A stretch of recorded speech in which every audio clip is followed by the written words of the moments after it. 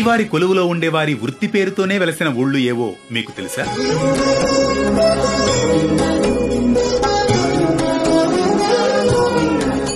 ఎన్ని జన్మల పుణ్యము నీకిన్ని సేవలు చేయగా, ఏడు కుండల దేవరా ఈ భాగ్యమంతా మాదిరా అంటూ భక్తితో తిరుమల శ్రీవారి సేవలో పనిచేసేవారు ఎందరో. అలాగే ఏ చిన్న పని చేసినా తమ జన్మ ధన్యమంటూ పులకించిపోతూ ఉంటారు కొందరు. స్వామిపైనున్న భక్తే తమ శక్తి అంటూ ధీమాగా సేవలందిస్తూ ఉంటారు కొందరు సిబ్బంది. అలాంటి కోవలోని తాము ఒక బృందంగా రోజువారీ వృత్తి పేరుతో ప్రత్యేకంగా తరతరాలుగా తిరుపతి సమీప గ్రామాల నుండి తిరుమలకు వెళ్లి వచ్చినందుకు గుర్తుగా ఆ ఊర్ల పేర్లు ఏర్పడ్డాయంటే అతిశయోక్తిగా అనిపించవచ్చు, కానీ ఇది నిజం. ఏంటా ఊర్లు, ఎక్కడున్నాయంటారా? ఆ ఊర్లు కొప్పెరవాండ్లపల్లి, పెరుమాళ్లపల్లి ఉండేవి తిరుపతి జిల్లాలో. మరి పనివారి వృత్తి పేరుతోనే వెలసిన ఊళ్ళు ఏవో, ఆ పేర్లు ఏర్పాటైన విధానాన్ని ఓసారి పరిశీలిద్దాం.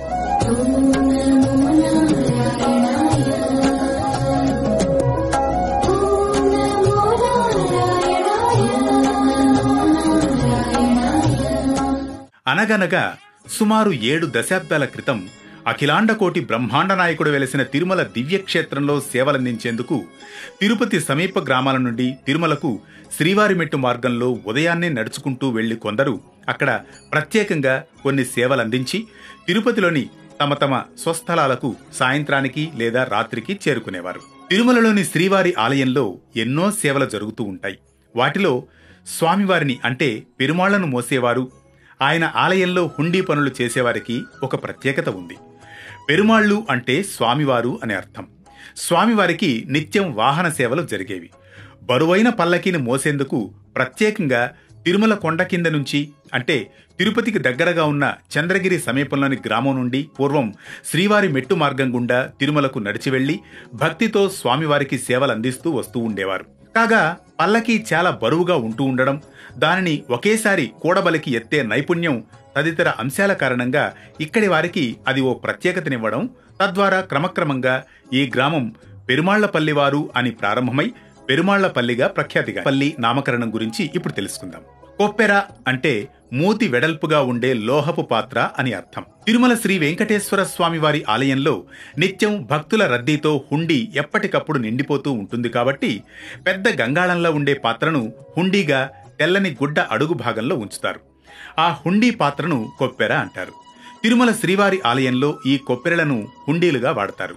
హుండీ నిండిందని దీని ద్వారా సులభంగా తెలుస్తూనే అక్కడ ఉన్న సిబ్బంది మరో హుండీని ఏర్పాటు చేయడం జరుగుతుంది. తరతరాలుగా ఈ పనికి కొంతమంది వంశపారంపర్యంగా ఈ హుండీల దగ్గర పనిచేయడం, హుండీలు నిండిన వెంటనే వాటిని అలాగే కర్రల సహాయంతో మోసుకొని తిరుపతిలోని హథీరాంజీ మఠానికి తీసుకురావడం జరిగేది. హుండీలో భక్తులు వేసిన నగదును, నగలను వేరుచేసి లెక్కించి దేవస్థానం ఖజానాకు పంపించే ప్రక్రియను పరకామణి అని అంటారు. ఇది 2 విడతలుగా జరుగుతుంది. రాత్రి హుండీని దేవస్థానం ఉద్యోగులు ఉదయం లెక్కిస్తారు. ఉదయం విప్పిన హుండీని మధ్యాహ్నం లెక్కిస్తారు.